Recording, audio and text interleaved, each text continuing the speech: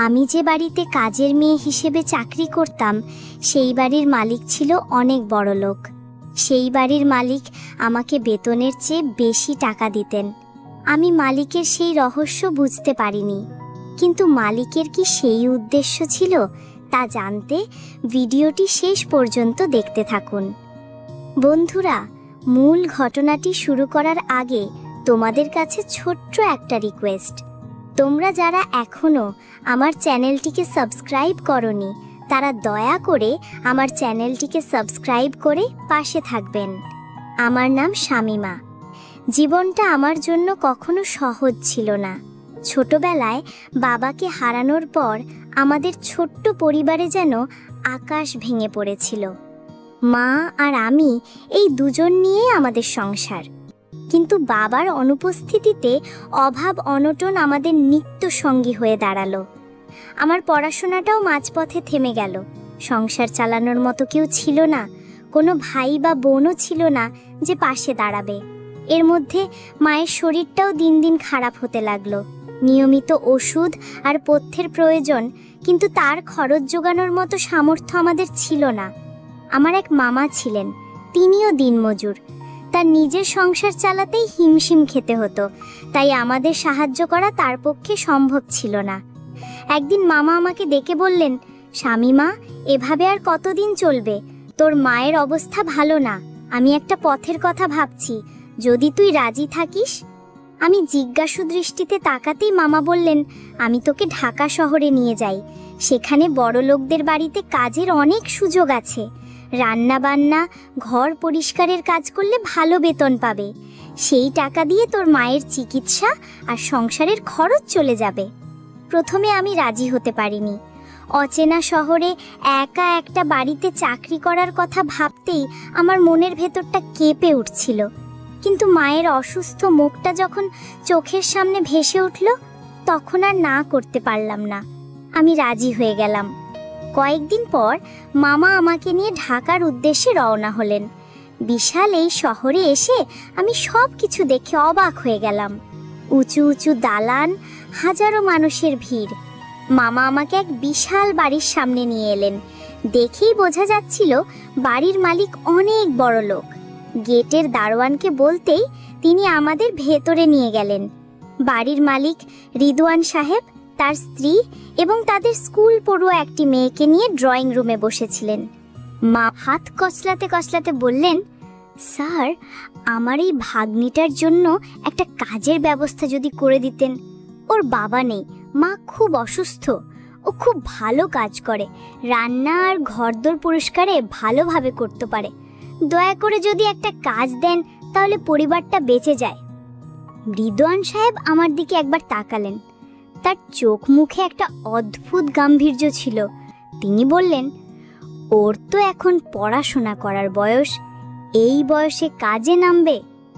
তারপর মামার দিকে তাকিয়ে বললেন, ঠিক আছে, তুমি যখন এত করে বলছো ওকে রেখে যাও।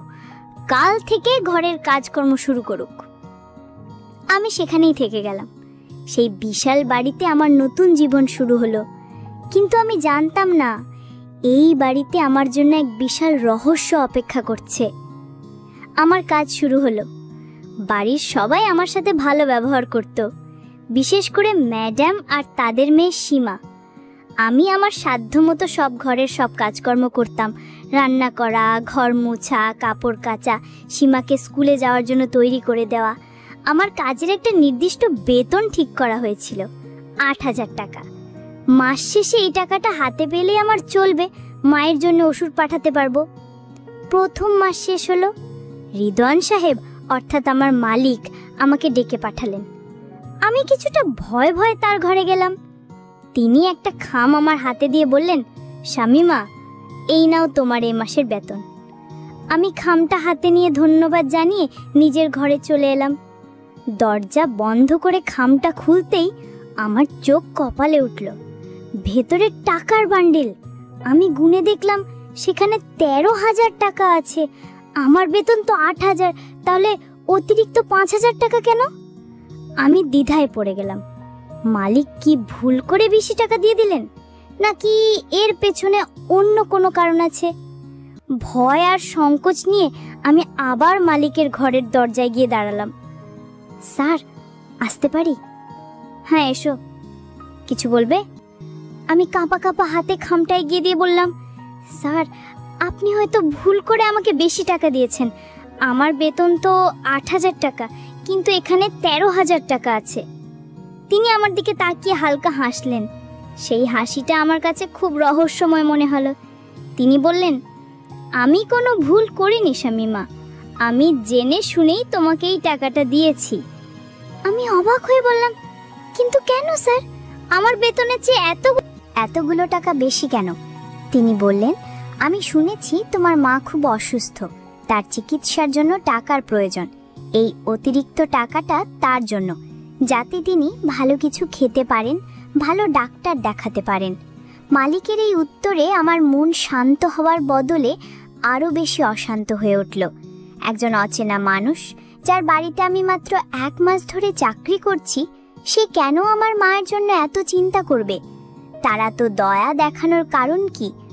আমার মনে নানা রকম সন্দেহ দানা বাঁধতে শুরু করলো।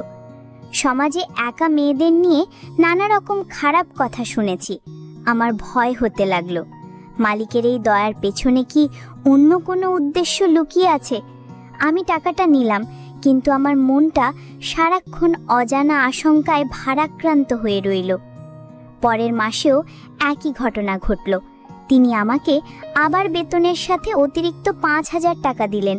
আমি নিতে না চাইলেও তিনি জোর করে টাকাটা দিয়ে দিলেন। আমি মালিকের এই রহস্য বুঝতে পারছিলাম না। তার এই অতিরিক্ত উদারতা আমাকে শান্তি দেওয়ার বদলে এক ধরনের ভয়ের মধ্যে ডুবিয়ে রাখছিল। দিন যত যাচ্ছিল, মালিকের অদ্ভুত রহস্য আমার কাছে আরও বেশি রহস্যময় হয়ে উঠছিল। তিনি মাঝে মাঝেই আমার ঘরের কাজের প্রশংসা করতেন। একদিন আমি কফি বানিয়ে নিয়ে গেলে তিনি বললেন, শামিমা, তুমি সত্যিই খুব ভালো কফি বানাও, তোমার হাতের রান্নাও খুব চমৎকার। তার এই প্রশংসা আমার কানে অন্যভাবে বাজত। আমার মনে হতো তিনি হয়তো আমাকে অন্য কোনো নজরে দেখছেন। আমার সন্দেহ আরও ঘনীভূত হলো এক রাতের ঘটনায়। সেদিন বেশ রাত হয়েছে, আমি নিজের ঘরে শুতে যাওয়ার প্রস্তুতি নিচ্ছিলাম। হঠাৎ আমার দরজায় মৃদু টোকা পড়ল। এত রাতে কে হতে পারে ভাবতে গিয়ে আমার বুকটা ধড়ফড় করে উঠল। আমি ভয়ে ভয়ে দরজা খুলতেই দেখি মালিক দাঁড়িয়ে আছেন। আমার গলা শুকিয়ে গিয়েছিল। আমি কোনো মতে জিজ্ঞেস করলাম, স্যার, কিছু লাগবে? তিনি শান্ত গলায় বললেন, এত তাড়াতাড়ি ঘুমিয়ে পড়েছ? আমার একটু কফি খেতে ইচ্ছে করছিল, বানিয়ে দিতে পারবে? আমি ঢোক গিলে বললাম, জি স্যার, দিচ্ছি।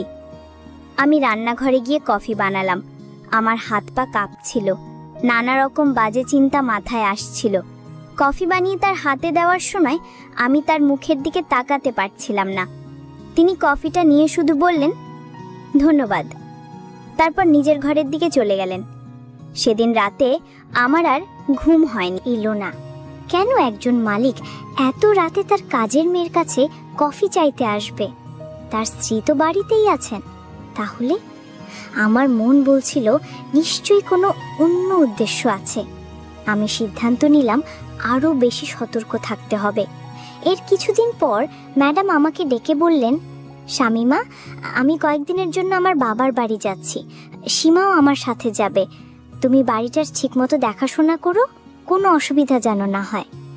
এই কথা শোনার পর আমার মাথায় যেন বাজ পড়ল। এই বিশাল বাড়িতে কিভাবে একা থাকব? আমি কি এই চাকরিটা ছেড়ে দেব?